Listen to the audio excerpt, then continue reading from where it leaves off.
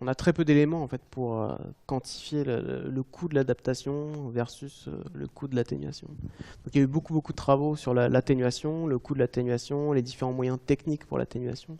Mais finalement, il n'y a pas grand-chose sur l'adaptation. Il y a eu très peu d'études. Si on regarde dans le rapport du GIEC, on comptabilise le nombre d'études sur l'adaptation versus le nombre d'études sur l'atténuation, ça n'a rien à voir, quoi. Et donc on n'est pas en mesure, le GIEC en tout cas n'est pas en mesure aujourd'hui de donner une estimation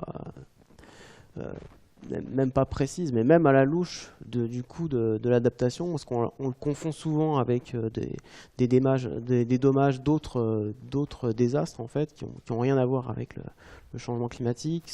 On n'a pas d'évaluation intégrée entre atténuation et adaptation.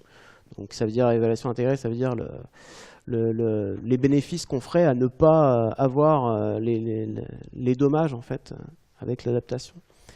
Et donc ça reste très délicat de trancher. Mais ce qu'on peut voir avec les niveaux de risque, avec les différents niveaux de risque, c'est que l'atténuation seule, en fait, ça ne va pas suffire à réduire les risques dans un grand nombre de régions du monde, et en particulier l'Afrique.